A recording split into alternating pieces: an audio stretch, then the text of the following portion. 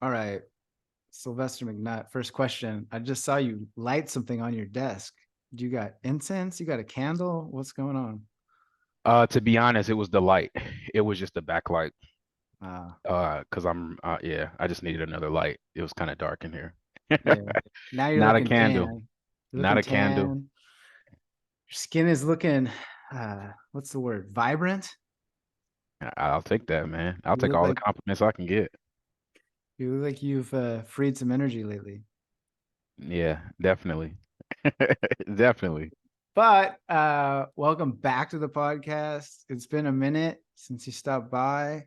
But for those listening that, for whatever reason, have no idea who Sylvester McNutt III is, how do you describe yourself? Like, who are you, man? I guess the only way to really describe yourself would be like a present moment, description. So at 12:09 on September 19th, I feel amazing. Like I feel great. This morning was a great morning for me. I got to do the things that I really like to do to start the day. I have this theory called "When You're Morning." I'm sure I'm not the only person that has this theory, and I'm sure there's other phrases that people use, but for me, I just call it "When You're Morning." Another phrase I use is "Protect your morning," depending on depending on if you're like the warrior type and you're like when you're morning, yeah, or like if you struggle with boundaries and people pleasing, then you need to protect your morning. You just change the language to fit the personality or to fit the journal. But for me, it's like I got to win my morning. So, I started the day off and made my bed. I do the same thing, man, every morning. Just make my bed, and then I do my two H's, which is hydrate and hygiene. It's typically, brush your teeth, wash your face, deodorant, that type of thing, and some water. And then I go to the gym. That's like my main priority first thing in the morning is to go to the gym and move my body. Now, usually though, I won't eat. I'll eat after the gym. But I woke up and I was starving, man. Like my stomach was screaming, like, give me some food before you go. Because I knew I wasn't gonna get back till now. It's 12:30 my time. So I was like, okay, cool. So I made a breakfast I love, which was it was like bison, it was like some bison beef and three scrambled eggs. And I had like a bulletproof coffee that I made homemade. It's like MCT oil and some butter and some cold brew and like I blended it. And as I was driving in, it takes me like 20 minutes to get to the gym. It's interesting like what you expose yourself to before you do something. So at first I was listening to a podcast, but it was like boring, So I was like, I don't want to listen to this like as I'm going into the gym. So then I put on like some ESPN and they were talking about the football games this weekend, but it was like a debate show. So the energy was like they're like arguing about these football players, and the energy was just like good for me to like before the gym energy, like listen to some grown men argue about something trivial. And then I got to the gym and I've been working out like very intuitively, very, very intuitively. My thing right now is just go every day and listen to your body. So I lifted real hard yesterday and I was doing box jumps yesterday. So I was doing a lot of like explosive stuff yesterday. So today was more like it was more like recovery, so I did like a lot of mobility, hip mobility, back mobility, mid back. I did a lot of stretching, I did a lot of core work, and I got on the I found a football, so I started throwing the football to myself, like reminiscing my old days, and I still got it, I still got the ability to catch the ball, and just got back here. And then one thing that I'm into is fashion. Like I'm not like a fashion icon or anything of the sorts, but I do like to, make a good outfit. So this is a brand new outfit that I put on, and I'm feeling good in the baby blue. I got on some tan chinos, and it's feeling good, man. I got on here and you complimented me as soon as I got on with my outfit. So I'm like, cool, I'm feeling good, brother. Like the energy is high. Yeah, I was looking at your Instagram before we jumped on, and you did an Instagram live in a full suit and tie with Oh the yeah. hat, like looking sharp. And I had not seen that before. in all my days of Instagram, I've not seen somebody just from their house or from their office rocking up in a suit, but maybe you could speak to why that's important to you. Yeah, I had a mentor. His name is Chris Dietrich when I worked at Verizon Wireless. And he told me two things that have always stayed with me. One was about your wardrobe and how you look, and the other was about your proximity and your mobility. When I was in Illinois working at Verizon, I was always up for like the next promotion when I was trying to go from like the sales rep position to an assistant manager. And I mean, the competition is cutthroat. The competition is real cutthroat. It's a lot of competition in that market. And I'm always like the last person. It's like me and one other person. And it was like three times where someone else got the role. And so, I went to go talk to Chris because I'm like, Chris, I'm one of the top performers. I got good education. I got a good reputation. I just don't understand, why I'm not getting this role for assistant manager. Like I know I'm ready for it. And he was like, yeah, he was a director. So he was like three levels above me because it would be assistant manager, store manager, district manager, and then the director. So I didn't even report like directly to him. He didn't even need to spend time talking to me. But I mean, he was a great mentor. He's a great leader. And so he goes, Sylvester, I want you to understand that in life, your success might not come in the street that you live in. You have to always be mobile because the next promotion for you might be across the country. The next promotion for you might be outside of the country. And he's like, at this point in my life, I've already moved 10 different times for different roles. That's how I'm a director now. It's because I'm willing to go to Virginia. I'm willing to go to Asia. I'm willing to go to California. I don't have a home base. My career is my home base. And I was like 23 years old when I heard that. So I'm like, wow, like that's inspiring, to see this. He was probably out, if I had to guess, probably like 37, 36 at the time. So to me, he was an elder, a man I respected. And just to see him say, like, my career is my home, like I'm willing to go wherever to advance my career, like that was like he opened up a channel in my brain that I had never even thought about. So literally that day, I just went home and I started applying in the company at assistant manager roles just across the country. And then it gave me such a freedom because I was like, man, like I want to pick where I want to be. So I picked California, I picked Florida, I picked Arizona. Those are the only three places I applied to, because I wanted to live in one of those three places. And like lo and behold, I got an opportunity in Arizona. And the manager, Chad, he was like, hey, he's like, we love everything about you. Like, you got to come right now. Like, how soon can you be here? And so it was crazy to go from like the city I lived in, rejection, rejection, rejection, to someone else outside of that pocket was like, yo, we need you right now. Like, come right now, like pack your stuff and like let's like move across country, let's go. And like that was one of the like just the biggest things for me that I learned from Chris. And the other thing that he taught me is he always said, he's like, hey, you got to look the part. If you're a personal trainer and you're out of shape, you're overweight, you're not flexible, you're not strong. If that's me, right? If I'm out of shape, I'm not flexible, I'm not strong, how are you going to help me as a personal trainer? You don't look the part, right? If you go into, let's say you go in, let's say you drop your kid off at school. All right. And the teacher is dressed like a lucha libre, which is a wrestler, like a Mexican wrestler with the mask, got all the gear on the arm, no shirt, just drenched in sweat. You're gonna think to yourself, yo, this dude needs to go to a wrestling match. Like, what is he about to teach my kid? Like this dude can't teach my kid anything. So there is something to be said about looking the part. And the truth is that, they say don't judge a book by your cover. Well, that's the truth. We judge books by their cover, just like we judge other people by our first impression of them. And so there's this thing that I was talking with someone about, like, also just as I didn't want to bring up race, but I just feel like as a black man, when I look at other successful black men, like I see them being well dressed. Like I see them taking pride in their appearance and how they look. When I'm looking at like a Cedric the Entertainer, a Steve Harvey, heck, Kevin Hart, when I look at guys like that, they're dressed, they're well dressed. And so for me, it's like, I got hella opportunity to wear my sweatpants, and which I just was wearing because I was at the gym. But if I'm going to be doing something, I made this switch in my mind where I'm like, you know what?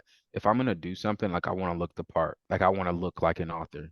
I want to look like someone you can trust. I want to look like someone who knows what they're talking about. And there's just subtle changes you can make like in your wardrobe to gain that authority.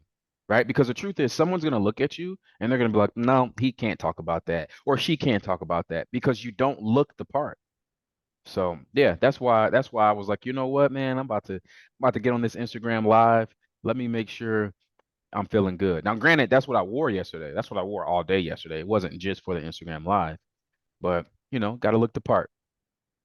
So just to clarify, you were in a suit and tie like the whole day while you were working by Oh yourself yeah. from home. Yeah, so like I went to the gym.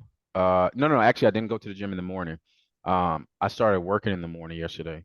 So yeah, I had a few coaching calls and I had a few things I needed to do with inside of my business. So yeah, I was suit and tie all day. Went to the grocery store, suit and tie, had my hat, and did my Instagram live, suit and tie, and then I wore that to the gym and changed at the gym.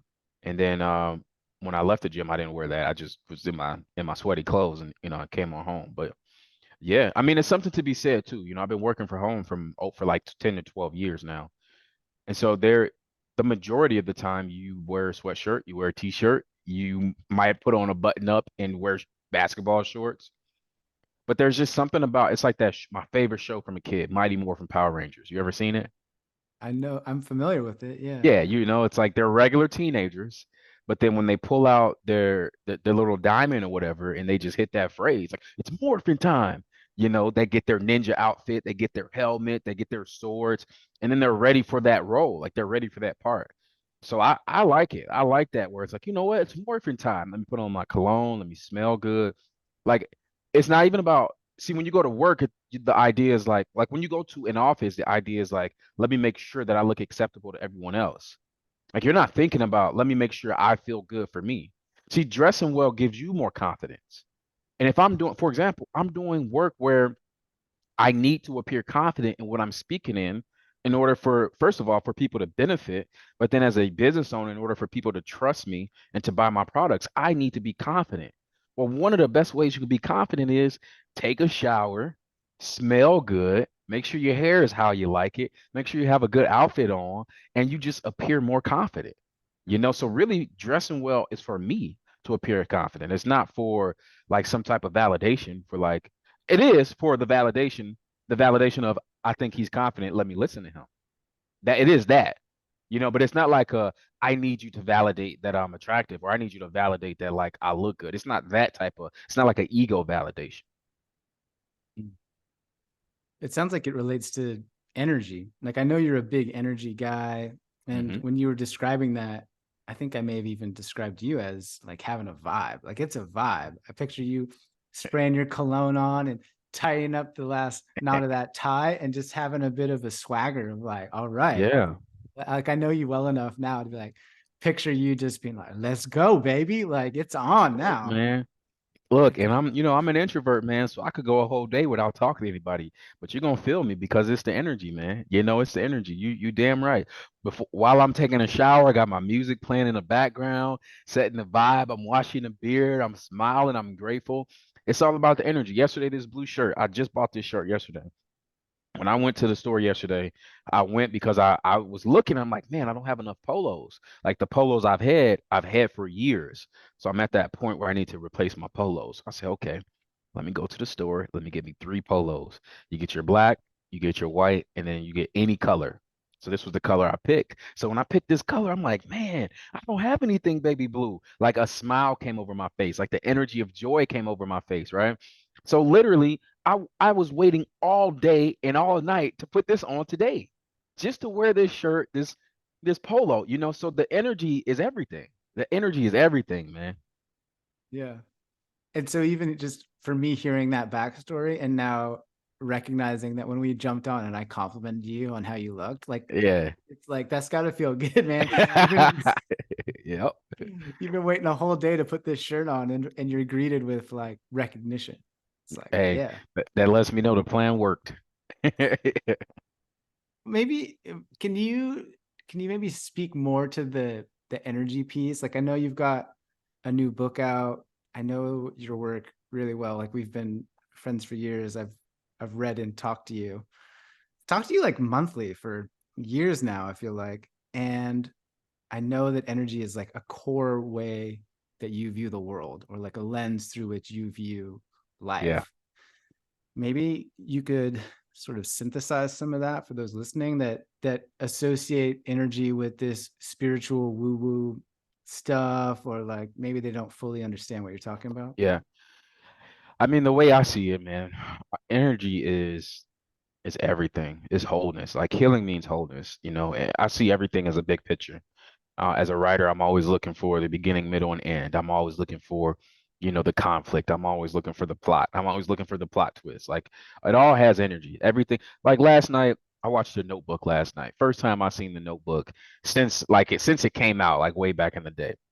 And obviously, when you watch it when you're younger, you're watching it through like lover's eyes because you're a teenager, you're young. But then now I'm watching it through like the adult's eyes, and I'm looking at the society they're living in. I'm looking at their parents.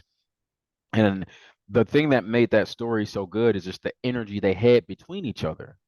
Like the energy was just magnetic. Their situation wasn't perfect, but the energy was so strong and it was so magnetic that it was powerful enough to like overcome these roadblocks, And it was like that recognition. Like there was a scene in there where the two main characters, they had split up for a while. Like they split, and then the girl, she was about to marry somebody, and the guy was just lonely. And he's just, for anyone who hasn't heard it, the guy was lonely. All he could think about was her. And the local reporter took a picture of the guy standing in front of this house that he built. Now, the house that he built was a promise to her when they were younger, to the girl when they were younger. And he was like, "Yeah, I'm gonna fix this house up. This is gonna be our house in the future." So the girl that's now, years removed, lives in a different city. She's about to get married, and she like at her like she's like trying on her gown, and like at this moment where she's got her gown on, she's got all her friends on. Someone shows her the paper, and they're like, "Oh, look at this amazing thing that's happened in the paper." And like in the lower right hand corner, there's an image of her childhood sweetheart standing next to the house. He painted the house white and put blue shutters on it, which is the exact thing that she asked for. Like when she was dreaming of her future, she passed out, right? She passes out. The reason she passes out is because the energy of that picture made her go somewhere, not only in her past, but in her future. That's energy. That's all that is energy. It's like the energy of that moment was so overwhelming for her that she passed out.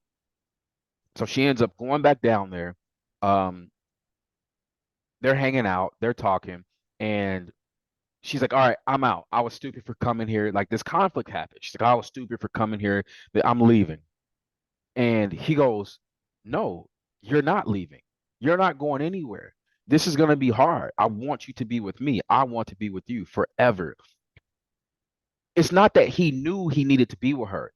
It's that he knew that energy he felt with her, he's never felt with anybody ever in life. And when you have that electricity, uh, and that's obviously we're talking about like dating, but when you have that electricity, you can't ignore it. You can't and that's also why he was miserable, because the energy he had with her just didn't compare. And so that's like a dating example of how we see energy. But another example is, you can't see this off the camera, but before I sat down with you, I made a little protein shake, and I have my water over here. It's like we get water, we get energy from nutrition as well. My dad was a nutritionist, and he used to always talk to us about eating well, about micronutrients, about vitamins, minerals, protein, carbs, fat, alcohol, all those things. He used to always talk to us because what was it? Correct me if I'm wrong. Was it Socrates that said, "Let food be thy medicine"? Was that Socrates? I'm a little bit uneducated in my Greek philosopher Okay, hold quotes, on. but Let's get this. Let's make sure we're saying it. Let's make sure we're saying the accurate thing. Let food be thy medicine. I think it was Socrates. I think it's two parts. And then, and medicine be thy food, I think is the second part. Oh, it was Hippocrates. Let Oh, food be thy medicine and medicine be thy food. Yeah. I think that's from where the Hippocratic Oath comes from, that dude. Yes. Him. Do no Yes. harm. And for me, that's the other big thing about energy, and not just food, like on the cellular level, but all things related to like what am I putting in my body, what am I putting in my mind, what type of environment am I choosing to surround myself in? Like all of those things create an energy. They sustain an energy. Like for example, if you wake up every day and let's just say you watch a talk show and that talk show is dramatic, rumors, people talking about each other, it's negativity. That's the landscape. That's going to be the landscape of your brain. Like your energy is going to be based in drama, negativity, who said this, who said that, divisiveness. But if you wake up and you use your language in your brain to, let's just say, think about how you want your day to go in the most positive, hopeful, optimistic way. Let's say you wake up and you think about what you're grateful for, your heartbeat, your lungs, your ability to walk, your ability to heal, your ability to laugh, your ability to that you have cold water and hot water, that you have, even if you don't have a lot of food, you have some food. Anybody listening to this has some type of luxury in their life. And when you're able to just look at your life that way through the input of observation of your life, your energy increases. But when you look at it as like, I don't have this, I don't have that, this sucks, this person hates me, your energy decreases. And energy for me is so important because I have this tattoo right here that says master of my fate. Like I strongly believe with all of my heart that like we are the creators of our reality. Like it's our like you hear the phrase personality. Like this is your personal reality. And my personal reality, I'm the creator of my reality. Now that doesn't mean I control everything because no one does, but I'm going to do my best to control myself, not even control, but to influence myself in the best way possible for the outcomes that I want. And that's all energy based to me. And what sort of strategies or methods do you use to manage your energy? Yeah, the first and foremost is mindset. Man, it's mindset. It's mindset. If I'm losing, I believe that there's a way to win. If things are going wrong, I believe that there's a way I can get it right. If I'm down, I believe I can get up. It's mindset. It's no matter what, I feel like there's Les Brown used to always say it's possible. Like whatever I'm looking for, like I believe it's possible. I truly believe that that phrase like, oh, whatever you want to set your mind to, if you set your mind to it, you can do it. I was told that as a kid. So I believe that. I drink the milk and cookies on it. I believe it. And I've seen it. I have the evidence in my life that if you actually set your mind to things, have some type of plan and just show up consistently, you'll get what you're looking for. Maybe you don't get the exact image, but you'll get some version of the image that is going to serve you. So mindset. Another tool I have or that anyone has access to is elimination. Elimination. I think Tim Ferriss wrote about elimination in his book, The 4 Hour Work Week, when he was talking about ways that we can, make more money and work less. A lot of people spend so much time doing things that are a waste of their time or energy. So, like for example, for $30, I can have a lady come pick up my laundry. I hate doing laundry. I hate it. I'll do it if I have to. I can do it. I'm capable of doing it, but I genuinely don't like doing it. For $30, I can completely eliminate that. So why not do it? Why not set myself up so for 30 bucks I can eliminate something I don't enjoy? Another thing, I used to hate driving to work. I couldn't, and it's not because I don't like driving. It's because at 7, 8 o'clock in the morning, the people who are driving to work, first of all, they leave late. So because they're leaving late, they're gonna cut you off. They're driving fast. They're driving aggressive. Driving is a it's a stress event for me for the most part at that time in the morning. And I'm sitting here thinking to myself, like, is there a way I can avoid these people? Well, the only way for me to avoid these people was not to not work when they worked. And that's when I said to myself, I need to make a business where I don't have to be driving to make my money. I need to be able to just go anywhere. And so for me, I figured out just all these things I could eliminate to just create the life that I want. That doesn't mean that everything's perfect, but you just eliminate the things that you don't want. You can delegate or you can eliminate. Really the same thing. Delegate is someone else do it. Eliminate is like, let's just get rid of this. I think that can help you with your energy as well. Another thing that can help you with your energy that's a tool is your environment. And there's a few ways to look at this because there's obviously other people that's in your environment and other people can impact and influence um, the environment, but they can also, inspire you or uplift you. So being mindful of the environment you're in. Like if you're lazy, I guarantee you're around five lazy people, 10 lazy people. I guarantee it. If you think to yourself, man, I'm just not doing what I need to be doing, or I'm not doing enough, it's because the other people around you don't. And they justify you and they validate your laziness. And that's part of the reason why we choose people like that. But if you, let's just say you're like, what's that phrase? A go-getter. I guarantee you have other go-getters around you. So in some capacity, you got people pushing you. You got people going for it. So your environment is everything. If you're trying to, let's say you're trying to be healthier and you live with people who make a bunch of just say unhealthy decisions, most likely your mind's going to tell you either one, I need to change these people, or two, I need to change my boundaries, or three, I need to just get out of this environment. Those are like the only solutions for it. I've lived with alcoholics before. I lived with two alcoholics, and that was my solution. It was like, all right, change them. Can I change them? Mm, probably not. Can I make boundaries with them? Well, these are people that don't care about boundaries. Alcoholics don't care about boundaries. So probably not. And it means I gotta get up out of here. And so option three is how you like free yourself from those type of spaces. Then you create your own environment. Yeah, the conscious choices, the agency, the making better decisions, etc. Yeah, it reminds me of, like, I got gifted this plant from a friend of ours that was moving out. Long story, but this plant was like the worst looking plant you've ever seen. Like the leaves were translucent, it was limp.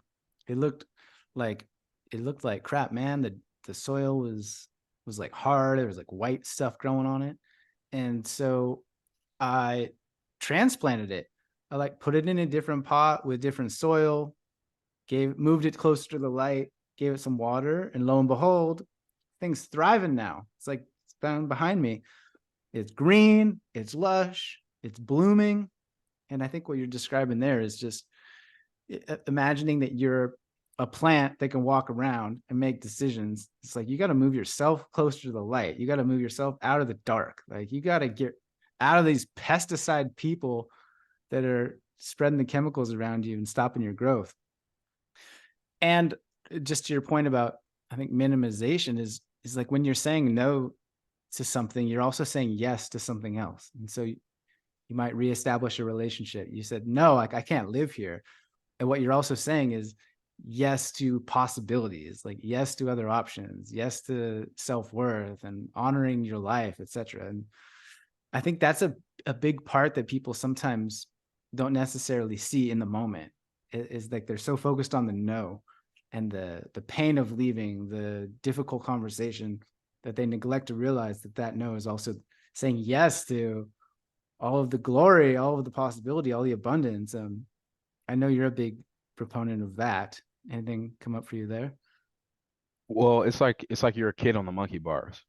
And when you get on those monkey bars and you're swinging, in order for you to go forward, you need two things. You need momentum, which is literal movement, which could also be physical energy, right? And then you also have to have the hope and the belief that you're going to be able to grasp that bar, that rung that's in front of you. And you don't hold it forever, but you hold it long enough to transfer your energy and your body, your momentum. But in order to do that, right, in order to actually keep going forward on the monkey bars, you 100% have to release the monkey bar rung behind you. You have to. And what's interesting about it is when you release, if you actually go through the monkey bars, you never see yourself let go of that monkey bar. But you can always see yourself grabbing what's in front of you. And that's the important thing that we have to remember when we're saying yes to things that are behind us. When we're saying yes to these things that are behind us, that we've already identified as behind us or beneath us or killing us or hurting us or harming us, we're literally saying, hey, you know what? I'm gonna keep choosing this thing that I'm literally past but I'm gonna keep choosing it. And every time you do that, you cannot grab that monkey bar that's in front of you. So you go from having momentum and having energy to now you're just in a hang. Now you're just gonna hang there, and eventually those arms are gonna give out and you fall. Yeah. And even on the monkey bars, you feel like you're swinging backwards or that you're moving backwards, but what's actually happening is you're building up potential energy to move yourself forward and make progress. I feel like that's another part of life that I've experienced. I'm like, man, it's not working out for me. I keep coming up against walls. I'm regressing, not realizing that, oh, tomorrow might be the day when everything pops and the thing happens. How do you motivate or encourage yourself to continue when it feels like you're stagnating or things aren't working out as you think they should? Mm, Anything energetic or mental about that? no, I don't struggle with motivation. I wake up every day and I'm motivated. Like you You you gotta like understand. Yeah, like Eric Thomas, man. yeah, I don't have time for that. I don't have time for like, oh, how am I gonna motivate myself today? I don't care about that. Like I gotta get up and I gotta find a way. And society is different than it was when I was born and raised. But my father, he wanted to raise men, and as a man, we don't have time to be unmotivated. Being unmotivated is probably the worst thing you can be as a man. And I can't I don't know if I could say that for women because I've never lived it in a woman's body, so I don't know. But I know as a man, you can't be unmotivated. You have to be motivated. You got to find a way. It's too much. It's too much, especially when you have other people depending on you. When you have other people depending on you, it's like we're not allowed to just be like, yeah, I'm not motivated today. I don't have it. What? You don't have it? What you mean you don't have it? Like, I don't have it today. Now, that's not to say that, don't be honest with where you are. That's not to say don't be authentic. If that's truly how you feel, then you have the permission to do that. But the question was, you asked me about me. So I'm just speaking for me. For me, I have motivation every day, every single day. And for me, it's simple. Like I don't even look for grand, massive things every day. It's little things. My motivation is little things. Yesterday, my motivation was I want to go find a shirt, a polo. Like that was my motivation yesterday. My motivation yesterday was to look good. I looked good. My motivation today was to go to the gym in the morning. So anything else I do today is gonna be great. I'm gonna play with my son today. I'm doing a great podcast with a friend. I'm gonna do some deep work. I'm gonna listen to some music. I'm gonna eat some really good, tasty food. But my only motivation today was to make sure I went to the gym.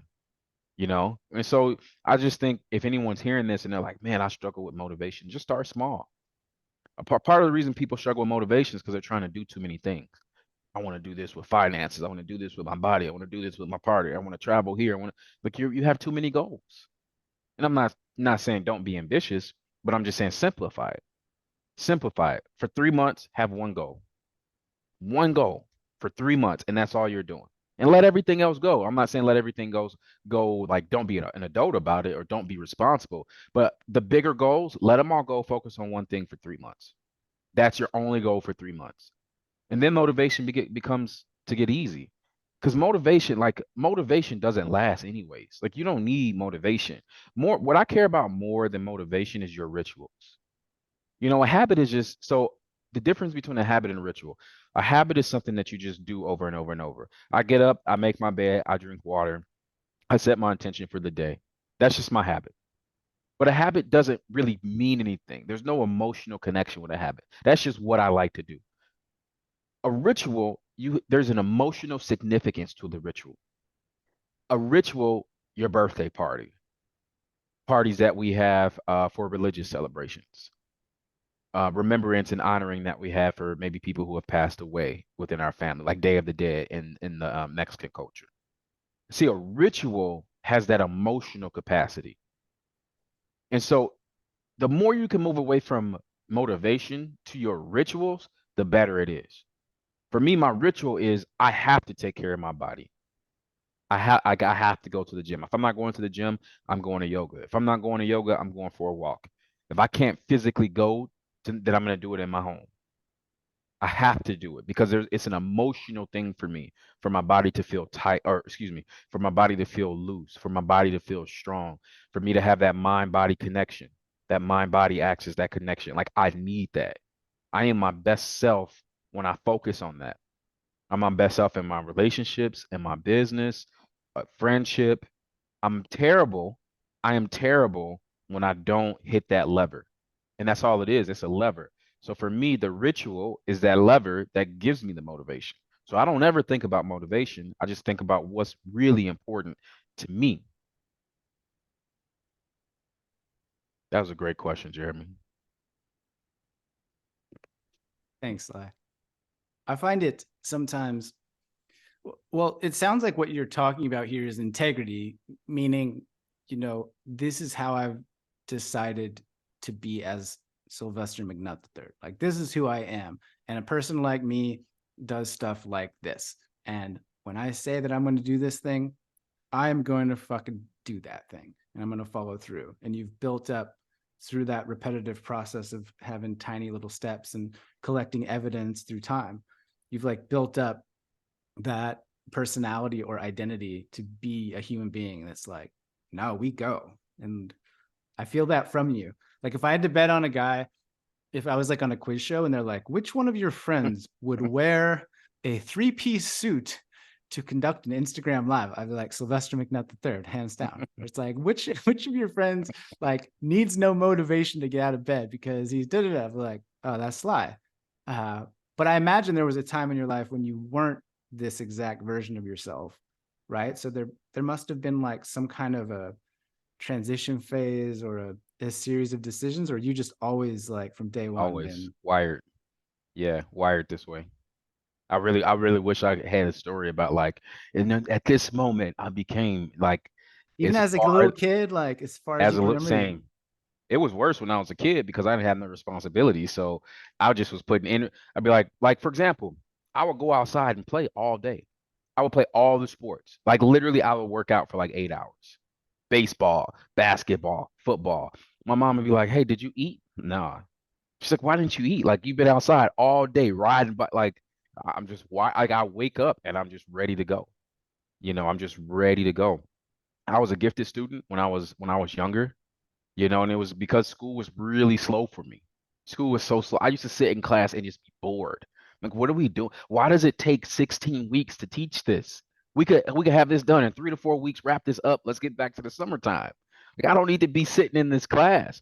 So I would always look forward. I would do the assignments ahead of time. I would read ahead of time. I would do the work ahead of time. I'm just wired that way, man. I'm just wired that way. And sometimes I lose it. Sometimes I do lose it. Sometimes, like for example, one of the things that causes me to lose it is extreme weather. Wintertime in Chicago, summertime in Arizona. Those are the hardest times for me. When that weather is messed up like that, I lose it. I lose my discipline. And it's hard. It's a battle. And I have to like tell myself, like, all right, get back. Come on, come on, come on. And then I'm like, nah, man, it's too hot. It's 115.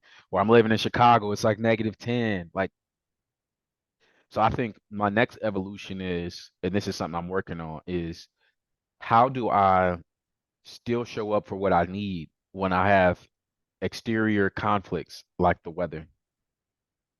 That's the one thing that I think I'm working on. Because if the weather is perfect, I'm fine. I hit everything I need to do. When the weather's not perfect, I struggle. It's like that's when I gotta like that's when I need motivation. I'm like, hey man, come on, get up, get up, get up, you know? You got to channel that David Goggins vibe of like, so there's that vibe, and then there's this line. When I lived in American Samoa, they said there's this traditional expression which is something like, when it's sunny, enjoy the sun; when it's raining, enjoy the rain. And to Mm, me, it's about finding that equanimous place of like, okay, like I am not going to let myself be influenced by what is outside of me. I'm going to focus on what I can control, and I'm going to really hone down into that. And it sounds like what you're describing there is like the next level or the next yeah, kind of that's the next level iteration. I'm trying to get to because I can't I can't have peace within because it feels like an excuse to me. If I'm like, hey, this external thing is happening and then it's changing me, that to me feels like an excuse. And Mm. so what I'm trying to do is rid myself of the excuses because my next level requires me to reduce all excuses. Mm. And this summer I feel like was the best summer of the last 4 or 5 summers around battling said excuse. Because the last 3 to 4 summers I've made that excuse and I dealt with the consequences of that excuse. This I went into in the spring, I set my intention to make sure that this summer I didn't have that excuse come up. And so, like I was talking about earlier, making sure you have like one goal. My goal for the summer was to make sure I don't give myself any excuses. And now that we're almost in October, I can tell you I succeeded. I didn't give myself any excuses. And now I'm reaping different consequences. It's so funny when we talk about something negative, we use the word consequences, but when we talk about something positive, we use the word benefits. Well, it's like it's both. You have consequences that are positive too. Mm. So this summer was great for me to like I guess say pilot or test what would happen if I didn't give in to the excuses and I just quote unquote fought through. And so now next summer is going to be my big test because I'm not going to set an intention. Like I want to see if my rituals just take me past my potential excuses Just let it go, or like what would be the plan there? to not even think about it. To To just get to be. the yeah, to get to the point where your ritual is so strong and the discipline to the ritual is so prominent that you don't have to prepare yourself or set an intention or set a goal or set a plan because it just takes care of itself. It sounds like a test of how embodied you are in that practice, right? It's like if every morning you're like, hey, be generous, be confident, don't forget to be kind today. And you're like, no, no, no. Like, let me just see how ingrained that is now. Like, I think Yeah, I you got got to you. test it. You got to test Yeah. it. That's the thing with personal development work. A lot of the things that we're learning and doing and teaching, it it can feel heavy to a lot of people because it's like, well, how long do I have to do this? Well, you only have to do it as long enough until you integrate it. Like, well, once you integrate it, you don't think about it anymore. Ever, really. Right? Yeah. It's like I have healthy boundaries in my life. So I don't personally think to myself, I got to get better at my boundaries. Well, I don't need to because I already do that. But if you suck at boundaries, then yeah, you do need to take a boundaries course. Yeah, you do need to talk to a therapist about it so you can like learn that framework to start to get it ingrained in you. But once you integrate it, you don't talk about boundaries anymore. You talk about ramen noodles and water and Pokemon and all the other stuff that exists in the world, you know? Yeah. I was hoping we'd talk about ramen noodles and Pokemon. We But can't. in my experience, also, there's a there's this perpetual challenges or up leveling. It's like, yeah, like, I'm good at boundaries now. And I feel like life, this is how I view the world, man. I just picture there's like this energetic deity, let's just call him God, looking down at us, right? The universe. And like those bouncers at the clubs that have those lapel mics or the earpieces, and they like, they Yeah. like Yeah, grab yeah, their yeah. collar and they Like, talk into it. come get this guy out of here. Yeah, we got a fucking troublemaker in the front row. Like, get your ass over here. And then they swarm you, right? But I just picture there's this benevolent universal force, and we call it God, looking down at us, and he's like watching me, and he's like, yeah, Jeremy, like, you got boundaries now. He's like, oh, I'm gonna test you again. It's like, oh, you got good boundaries now. And then I see him like whisper into his collared lapel mic, like, all right, bro, like, send in the real test. And it's like the new boss like gets dropped down on the universe, on the earth, and I'm like, oh shit, man, it's like a new level. uh that's kind of how I view it. And anytime I feel like, I don't know about you, but like every in my early 20s, I was like, now I understand how women are. Like late 20s, like, oh, now I get it. I understand relationships now. And then it was like God is like, yeah, send in the next universal challenge for this fucking naive knucklehead. And I just get put right back in my place. And so I find life to be this perpetual humbling or initiation or up leveling, where I'm being invited forward to these new lessons. That makes sense? Oh, that makes perfect sense. So I play fantasy football, and my fantasy football name is Final Boss. And so that's what you're referring to is like when you think you've got it, you think you've done it, and then you got to come What meet that respect? final boss. It's like, and like I think back to my childhood, I used to play this game called Street Fighter in Mortal Kombat, and you can go through the tower and you can beat like 12 opponents. And then in order to win the tower, you got to beat the final boss. The final boss is faster than you, they're stronger than you, they recover quicker than you, and your punches and your kicks do nothing to them. And so if you don't have like a perfect match, you never beat the final boss. And I can't tell you the countless in Mortal Kombat, the final boss, his name was Shao Kahn. And in Street Fighter, the final boss, his name was M. Bison. I can't tell you how many times as a kid I had to turn the game off because I couldn't beat the final boss. And I was just so pissed off for trying for like 3, 4, 5 hours. Life is the same way as that video game analogy. It's like, oh yeah, I got boundaries. Or yeah, I'm good with my money. Or yeah, I'm good with the gym. And then all of a sudden it's like, are you really? Here's the final boss. What are you gonna do with it? That I love this so much. And the other thing is you never ever beat the final boss on the first try. Doesn't happen. It's like part of the joy of the gaming experience. You're like, "Oh, damn." And then he does some surprising shit and you're like, "What? I'm dead?" And you have to start Right. again. You have to start again. Yep. I pictured two this is an older one, but Mike Tyson's Punch Out. Did you ever Oh, play Mike that? Tyson's Punch Out. Oh yeah. And Mike Tyson was the final boss. And it Yeah. was just like boop boop boop dead. You're like, Yep. "What? How am I gonna beat Mike Tyson?" Mike Tyson Punch Out, taking me back. All right, bro. Where do we go from here? Do you want to talk about your new book? Um, I mean, it's your You it's your house, man. I'm just we here. don't have to. I know that it's your 10th book, which is astonishing to me, man. Maybe you could just say something about what's the difference between the first book and the 10th book? How did you write 10 books? Like that is an achievement. You're not Mhm. even like you don't have gray hair, man. Like you're still early in your career. I do, but thank you. I think so. The question was, what's the difference between the first and the 10th? The first, nobody knows you. There's no pressure. You have total freedom. There's no expectation. It can be terrible. It can be great. Doesn't matter. You're just committed to the art and to the practice, and everything is just about. It's really just about you. The 10th book that I just turned in to Hay House, I'm signed to Hay House, a publisher, one of the top publishers in the world. And it's different because there's other people who will have input on my book. Oh, we should say this, or we should say this, or we should say it like this. Um, I haven't thought so much about pressure for sales, but there is a pressure for sales because the expectation in the contract is that, hey, we're going to buy the rights to your book and support you, and the expectations that we're going to sell a certain amount of copies. So there's an expectation up to performance, as well as there's a perception, that when you're validated by such a powerful publishing house, like there's a perception of quality that is an expectation of the work now. Excuse me. So there's this there's it's different. But at the core though, it's still the same thing as a writer. You still have a topic that you're curious about or that you're knowledgeable on or a story that you want to tell. And essentially is you're still committed to the art and to the practice of being a writer, being a storyteller.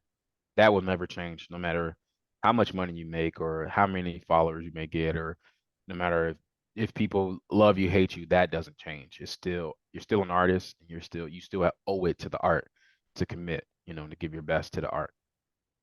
Is that how you navigated that? Like going back to first principles of, look, I just got to get words on a page. I just got to write the best book I can. Yeah. I mean, for me, I was really curious about a few different things and about like how I could say some things in a certain way. And it was just like a testament. Also, I wanted to get better as a writer. I feel like whatever you're doing in your profession, you should be trying to get better, if the profession allows. And so for me, I really was trying to become a better writer with how I was saying what I was saying and like the actual practice of it too. So that's what I was trying to prove to myself. Trying to prove that like I'm a good enough writer for other people to read, that doesn't even exist for me. Like I don't care about that because I'm validated. For me though, it's like, you do need to keep getting better.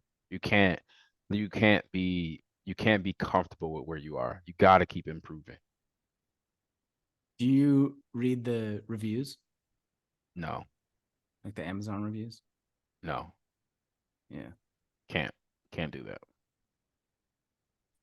for the reasons you just stated, like staying on your game or what? No, I just don't care. I genuinely don't care. I'm appreciative if it's like a 5-star review, we loved it. If it's like a 1-star review, you're terrible, go back to college. I wish like I need a refund. I don't care. Yeah, I just don't care. Brene Brown talked about it. I think the book was Dare to Lead. She was talking about people in the cheap seats. yeah, So like if you're at the NBA finals and you have to game 5, you have to shoot the game winning shot and you miss it. Like you're the one with the big nuts. You're the one with everything on the line. You're the one wearing the jersey. You're the one with the blood, sweat, and tears. But here I am in the 300 level, seat 329, all the way in the top of the arena, talking about, oh, you suck. I knew you were gonna miss. Yeah, yeah, I'm in the cheap seats. I paid $20 to get in here. That person put in 25 years to get here.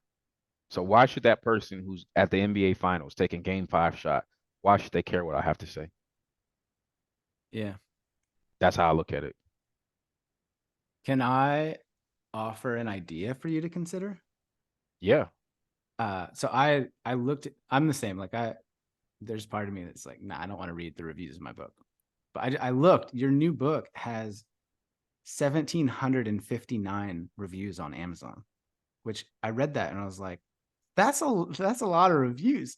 And I scrolled through some of them just quickly, and there are several that I read just in 5 minutes that are like very touching and very heartwarming and like really beautiful testimonials to the impact of your work and your words. And so my idea would be like what if you got somebody for an hour to just collate some of the good ones that are like meaningful, and just like let you read that as an example of just the power of your words. And I know that you know that you're powerful and that you're a good writer, but I just think there's something really special about getting, I'm sure you've got these, like a message or an email from someone that's like, yo, like I need to share a bit of my heart with you and tell you how important you are and how much you matter to me. And I don't know, there's just something for me personally that I find that to be heartwarming. And so, yeah, I think there's a lot of gold in there that can be sort of touched upon without being affected by it, you know? Sounds like you just signed yourself up. Yeah, man. They'll send you an invoice. But seriously, I read a couple of, because I haven't read your new book. Like it's in the mail, I think, from Hay House. But I was like, oh, what's the vibe? I was trying to like get the vibe, what are people saying? And there was just, within 3 minutes, I was like, damn, like this guy's written a book that's getting responses like this. I was really impressed, and I was also just really proud of you, man. Like you're Thank you. doing good work. Thank you. Appreciate Or you're like you're paying good friends to leave great reviews on Amazon. it. But maybe like, okay, while we're on the topic, like what's the new book about? Like who's it Yeah. for? Like what's the energy of it? Why'd you write it? Yeah, so my newest book is actually one of my older books that we republished. It's Care Package, Harnessing the Power of Self-Compassion to Heal and Thrive. I believe that healing is the key to success. So many of us are struggling with a lot of different things. Some people have addictions that are loud. Some people have addictions that are silent. Some of us have trauma. Some of us have pain. Some of us have wounds. Some of us have issues with codependency or with boundaries or with not having our voice or finding our voice. Some of us just have troubles letting go of things that were where we were wronged, where someone took advantage of us. And all of these things, they prevent us. Some of us are dealing with shame, guilt, and fear, and that's what those are all the topics in the book that I wanted to write about. People pleasing, boundaries, letting go, moving on, because as we stay, I truly believe that as we stay in these energetic places where we are lessened or minimized, I feel like we're creating from that consciousness. And the more that we can move away from Oh, my parents are alcoholics. I'm this. It's like, okay, how long do you tell that story? Like, how long do you make that important? Like, how long, like, is that even the whole story? Like, is there more to, like, healing means wholeness. Just tell the whole story. So your parents weren't just alcoholics. My dad went to the United States Army. He went to college. He's college educated. He went and had 5 kids. He was a dietitian. He started his own gym and taught hundreds of people how to do karate and jiu-jitsu. My mother was the first black woman to work at this corporation called Butler Paper Company. Not only was she the first woman, but she was the first black woman in the 90s when things weren't, the way they are now. My mother was the one to make sure that I always had a thesaurus and a dictionary. When I came home from school, she instilled discipline in me to make sure that the first thing I did was my homework. And I hated it. I absolutely hated it. As soon as I walk in the door, every day, go to the table and do your homework. That's what she would say. And she would instill that discipline in me. My father would get me up at 6 o'clock every Saturday morning when I'm a kid. And I'm sitting here trying to watch cartoons. He's like, no, you're going to get up at 6 and you're going to do something. You're going to go for a run. You're going to clean. You're going to do something. He said, you're not sleeping in at my house. I'm like, bro, I get up every day, Monday through Friday. I'm playing sports. He said, but you don't get up every day on Sunday, on Saturday. So you're getting up at 6. So this is one of the things that I want people to do is like look at how you're telling your story. If the only thing you say is my parents were alcoholics, okay, oh, we pity you, we feel sad for you. You're a victim. You stay stuck in that victim mentality. Validate me because my parents were alcoholics. Oh, feel sorry for me. Get the fuck out of here with that. That's not how you heal. That's not how you create the life you want. Like, yes, my parents were alcoholic, and they did all those other great things for me. They made sacrifices for me to go to a great school. They made sacrifices for me to get out of a bad neighborhood. So I got to do something with what they gave me. I got to make the best of myself. I owe it to them. I owe it to my grandparents. Like I owe it to all the families uh tree that came before me. Like they didn't do all the sacrifices they did so I could just sit up here and bitch and complain about my pain and my trauma. Work through it. Get the help that you need to work through it. If you're addicted to some type of substance, get help with it. Stop thinking, oh, this is the American mindset. I can do this on my own. No, you can't. Because if you could have, you would have done it already. You need help. Get the help you need. If that's a personal trainer, if that's a psychologist, woman's group, man's group, if that's a book, if that's a course, if that's traveling to go to, like you go to Spain every year, like go to Spain and just go for a long walk, whatever you need, your healing needs you to give to it. You can't bypass it. You can't skip over it. It's dark. It's heavy. You got to face it. You got to come into conflict with those problems because I promise you, like when you do, you get to the other side. And when you get to the other side, life is so much easier.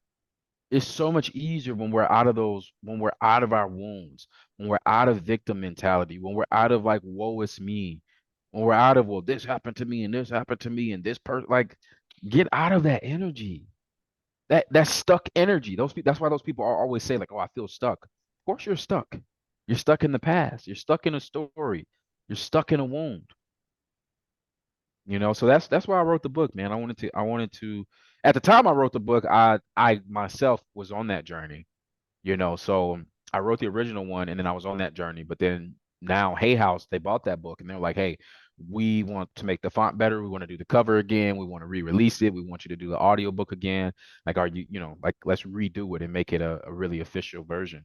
And so that's what we did. So yeah, that book is called Care Package, Harnessing the Power of Self-Compassion to Heal and Thrive.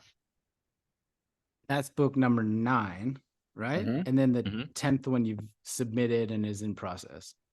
Yeah. The 10th one I turned in on my birthday, so this August, and they're still editing it right now. So hopefully I get it back soon to do like another round of editing, Yeah. and that book will be coming out in August, 20 whatever next year is, August next year. I'm at that point where the years just be blending for me. Yeah. It's 2024. 2024, got it. Yeah. So I have to have you back in a year. Yeah. Oh Okay. yeah, let's Have you do had that. any feedback from anybody about the new one? Like, you Nope, heard anything? None. nope. They're editing it, so How's it they're in the feel? lab. Like, are you nervous? Are you excited? Are you just like Mm-mm. ambivalent?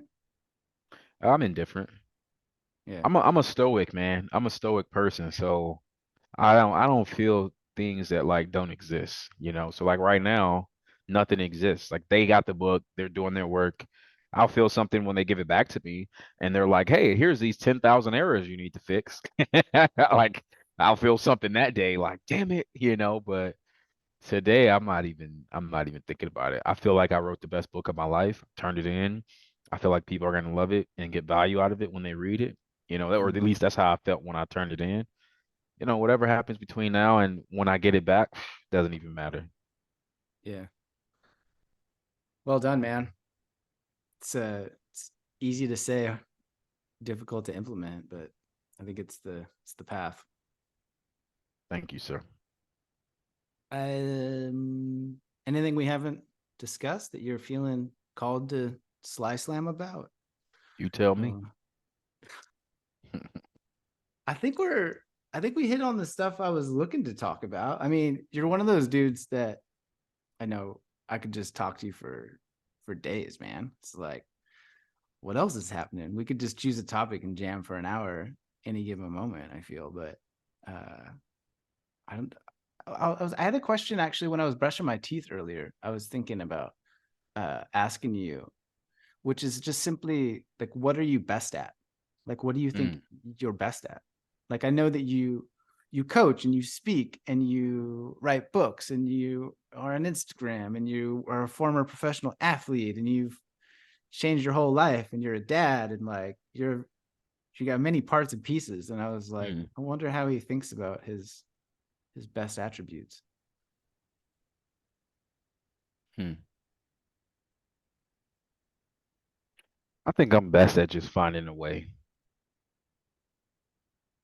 Like figuring it honestly. out. Yeah, just finding a way, man. Like I think back, not in our generation, but generations ago, you could have like your job could be an explorer. Like you literally would just explore the world, you know, and you go talk to people and you would draw up maps and you would write stories and you know, you would taste different foods and you would bring certain things back to your tribe or your community and you would just tell them like, "Hey, this is what I saw over there. Like I saw this type of animal or whatever, you know." Essentially and all you're trying to do is just find a way. Like you get like think about it. People have to find a way to get through the ocean, you know? Like it's easy for us, but they didn't have these satellites we have and sonar and radar and you know these amazing boats. And they had to find a way. Like people had to find a way to build a plane and all these like beautiful pieces of technology we have.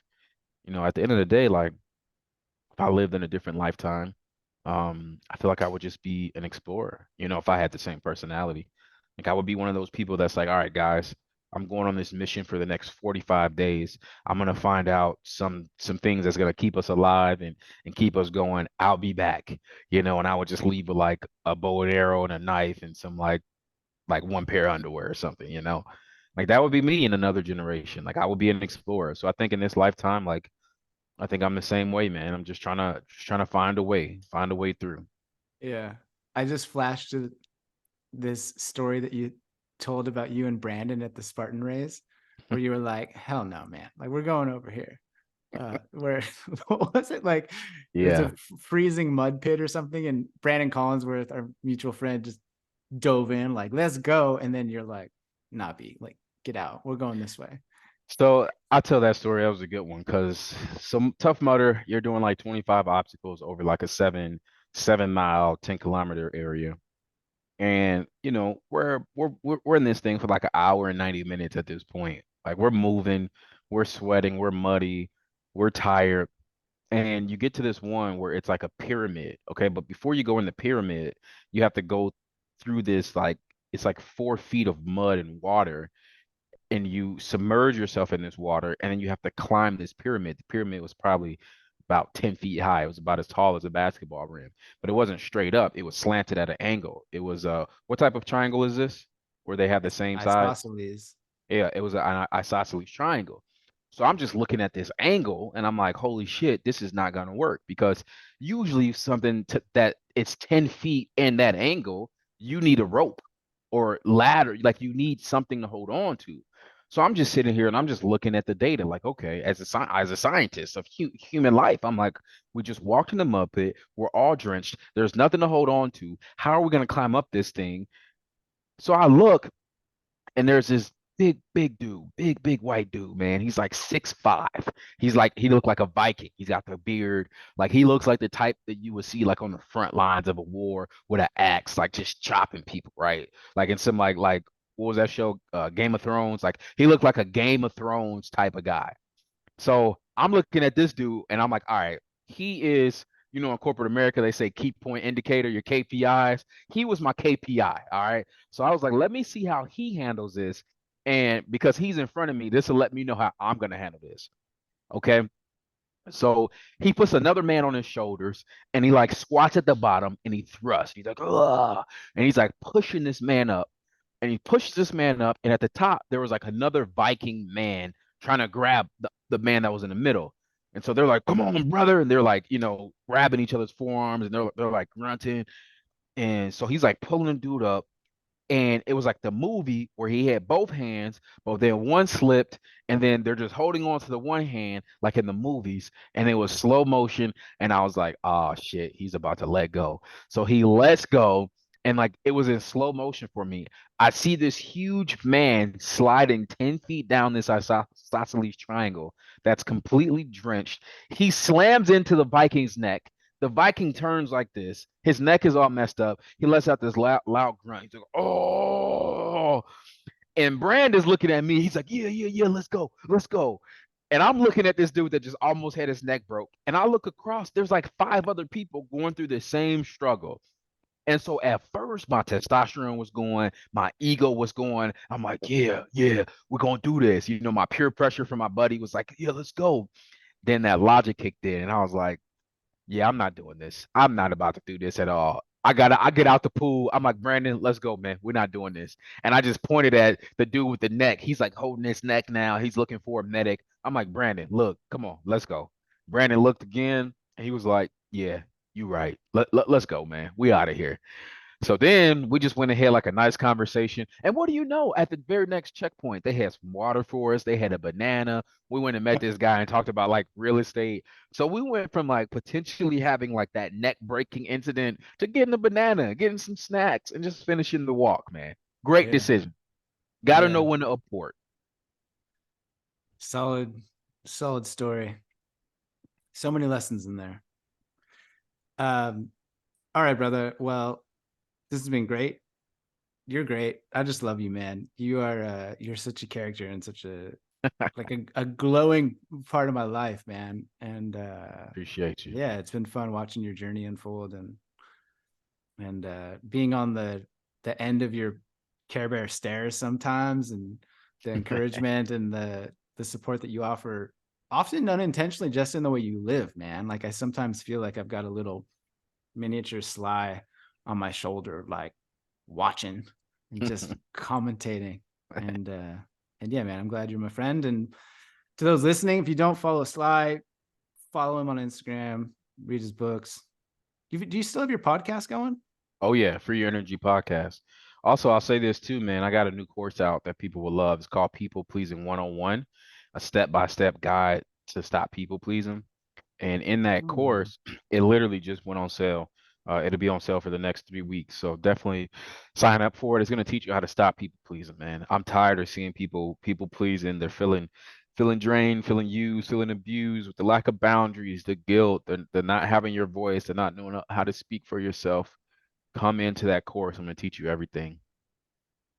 it's a live Q&A kind of thing on Zoom, or Oh no, it's a course that is once you that? once you buy it, you got all the Oh, files, gotcha. videos. Yeah, yeah. Sweet, man. It was one of those where you just got tired of seeing it happening again and again, Yeah. answering I'm just questions tired about of it? it. You're like, No, I'm just tired of it, man. I just hate the life that people have when they are committed to being a people pleaser. It's like yeah, it's so draining. And I'm yeah. a person like I love to please people. I love to give. I love to share. I love to help. So I know the feeling that we can get from giving with boundaries, man. Giving, making sure like if you got $100, how the hell are you giving people 140? You know, like, and that's what people pleasers are doing. They're over giving, they're oversharing, they're just giving too much. And so I kind of just reached a point where I was like, you know what, I need a solution. I need a solution for people who are like, hey, how do I, and I read my DMs. They're like, well, how do I stop? I'm like, okay, this is people pleasing. It's like every single day, the problems that I'm seeing, I'm like, this is people pleasing. It's like you don't have boundaries. You Yeah. don't have your voice. You don't know your wants and your needs. You don't recognize. And it's some of the times we're people pleasing and it's like a naive thing. Like we don't even really realize we're doing it because we were taught in our subconsciousness to do it from the time we were kids. So that's why I had to create that, man. I want people to stop it. I want people Yeah. to stop. It's like you're starving. Stop giving your food away. Like, what are you Right. doing? It's like, oh, well, they're gonna love me more if I give them my last meal. No, they're not. No, and then like here's the other thing too is like people pleasers often feel like if I don't help or save this person, like this person is gonna die. No, they're not. You know what? And I believe that some people need to suffer. It's okay to suffer. You find truth in suffering. You find a way out in suffering. You find resources in your suffering. If every single time you suffer, I'm like, oh, I got you. Don't suffer. Don't suffer. Let me save you. You don't build any resilience. You don't build any conflict resolution. You don't figure out how to do things for yourself. And what I'm doing is like you say, I'm giving my last money to you. Or I'm giving my last food to you. And now I'm broke. And now I'm starving because I'm going to be a people pleaser. No, that's Yeah. foolishness. And we need to stop it. Yeah. It's like if you keep saving people from drowning, they're not going to learn how to swim, right? It's like they're a grown ass man, grown ass woman. Like, let them figure it out. Figure it out. You All got to right, figure man. it out. Cool. Well, I'll put a link in the show notes if you're listening. Check out People Pleasing 101. Is that what it's Yes, called? sir. Yes, sir. All right. Any final words of wisdom? Drink some water. That's it. Hydrate and what was the other? Hygiene. The two H's, hygiene and hydrate, baby, every morning. You're the best, bro.